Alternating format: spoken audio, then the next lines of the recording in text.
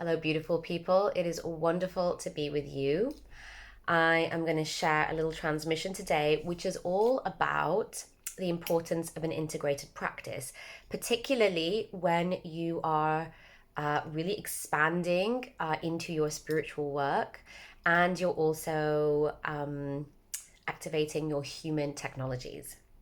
Now, I'm going to define some of these things first because it's really important that those of you who this is really meant to touch and reach out to kind of get that this is for you.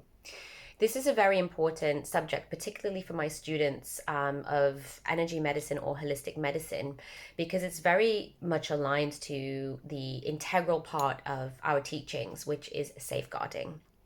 We created our teacher training programs because we recognized that a safer environment was needed, an environment that was really held, where students can be guided also through a journey of their own self-discovery. When we become a practitioner in many of the healing arts like Reiki and Sekhem and internal family systems and coaching, first and foremost, we're going through our own internal process. And of course, that means that we do our own healing and all of our stuff is going to come up. And if we aren't doing that in a safe, held environment, if we're going for a weekend course, for example, then there's potentially a little bit of a gap here that's missing in terms of, being supported in our own healing journey. And so when I talk about, the importance of an integrated practice when doing our spiritual work and activating our human technologies, it's because the very essence of doing the spiritual work, the very essence of training into different modalities or activating our human technologies, which is what happens as a result of training and practicing with energy and holistic medicine, that it's really important to recognize that we've got to create this really safe environment for ourselves to be stable as we move through the roller coaster. Let's face it, that this journey can be. So in expanding through our spiritual work and activating our human technology, we absolutely will go through the ups and downs. We will go into our shadow and back out into our light again. We will learn to navigate our own inner world. We will see, different aspects of ourself that are coming up. The mind will start to become the ego. The mind will start to become activated. Parts of our mind may surface from the deepest, darkest depths of our body, our trauma, our conditioning, our ancestral burdens, all this stuff may start to rise. Now that we're utilizing these incredibly powerful technologies and modalities, which are very much designed to bring our stuff up. And so it's very important to have an integrated practice when we do this work so that we can remain grounded and stable through all of this. Now, what do I mean as an integrated practice? And this is the key thing, okay? An integrated practice integrates and combines some really, really, it combines all of the different dimensions of practice. So an integrated practice would include breath work as well as, for example, energy work. It would include physical movement as well as some work on the mind.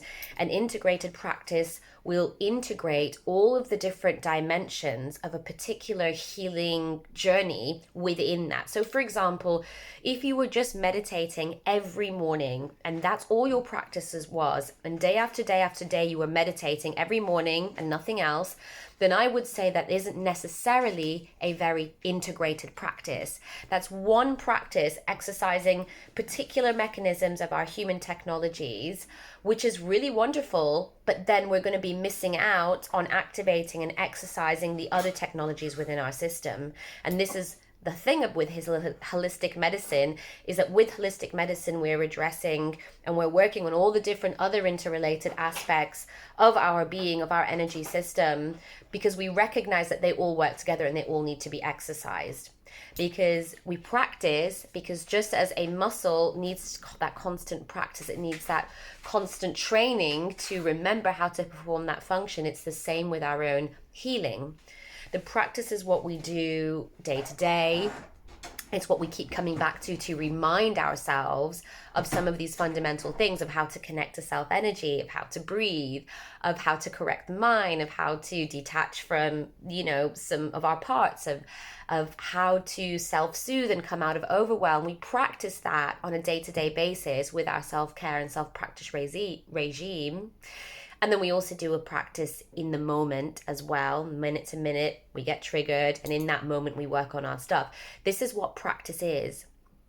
And so it's that sort of calculated, organized aspect of our own personal practice, which is what I talk about when I say it's important that that is integrated. So when we can make the space for our practice, it's really important for us to come into that approach with a holistic, integrated way of practicing. So combining lots of different types of practice to activate all of this technology. So I'm going to tell you why using a very live example. This is something that I see a lot of, and I'm sure a lot of you will resonate. Now, if we are simply, not grounded, so if we are not practicing our primal connection of our root chakra behind me, it's why I'm sitting in front of this chakra, lower triangle, all the groundedness. I'm going to focus really on that lower triangle. If we're not doing that, and if we are not exercising and practicing our fundamental primal connection to the earth, and that's not just through walking barefoot and all of that kind of thing. I'm talking about really breathing down into that space, really cultivating a depth of awareness and exercising the energy at the root and at the sacral and at the solar plexus. These are fundamental connections to this earth realm. If we are not practicing this, but at the same time, we're activating a lot of this. So say, for example, we're getting lots of our gifts of channeling are coming in. We're channeling a lot. We're connecting and we're receiving a lot of divine information. We're receiving a lot of celestial information. We're getting a lot of messages from source, from our guides. We seem to be activated up here. Third eye is very activated. So we're activating and exercising this, but we are not stabilizing down here. We're not connecting in with our root to the earth. Then what is going to happen is we are literally going to ping off upwards. Because you see, the mind needs to fully trust all of this cosmic stuff that's coming in. And if it doesn't, the mind will start to become unstable and start to become fragmented. So it's the grounding, it's that stability of the lower triangle of the root, the sacral, and the solar plexus. It's the work that we do here energetically day after day that keeps us anchored on this planet. And it keeps us working on enough of our fear, our trauma, our anxiety. It keeps us working on the mind, creating that trust and that stability so that the energy can rise up to the heart from the root, can rise up to the heart, and this heart energy can create that stability. When the heart energy creates that stability and is really powerful, it can start to bring the mind energy, the third eye and the upward chakras into alignment with it. And that's what helps create the stability for us to be doing this celestial cosmic work. If there's too much of a polar opposite, lots of work here and not enough work here, I want to reiterate this. The mind can become very unstable and very fragmented. And I have seen it. I have seen it already this year. I have seen 3 people who are very close to me effectively be sectioned because the mind did not know how to handle the energetic work that was taking place. And it was a really challenging time for them and all the people around them who just did not understand this as a psycho-spiritual emergence, and this was a spiritual experience, and didn't know how to deal with that person, okay, and didn't know how to support them. And so this message isn't one of a threat or isn't one of fear-mongering, but I have to be very careful as a teacher. I have to be very clear as a teacher about what is the nature of reality for this human technology, I have to make you aware of the risks involved in doing this deep level work. This is the Kundalini energy. It is a powerful energy that is infinite in its nature and has the backing of the entire of source behind it. And this energy rises from the base of the spine and it comes up to the third eye. So when we're activating our third eye and our crown, it's up, coming up here, and it's literally exploding out the top. And of course this can destabilize the system. Of course the mind can then feel like, what the hell is this? What are these voices I'm hearing? What are these beings I'm connecting with? What is this information? So I really wanted to explain this to you because the time is now. So many of us, because of the astrological events, because of the work that we're doing, we are being divinely opened. Our technologies are being activated. It's very, very natural and very normal, but it's our own personal responsibility to recognize, do not ignore the teachings. You have received the teachings. You know about the chakra system. You know about the Kundalini energy. Do not ignore the teachings and make sure that you mindfully consider, are you safeguarding yourself? Are you safeguarding your spirit? Are you safeguarding your mind? Are you practicing in a responsible way that is safe and right for your system?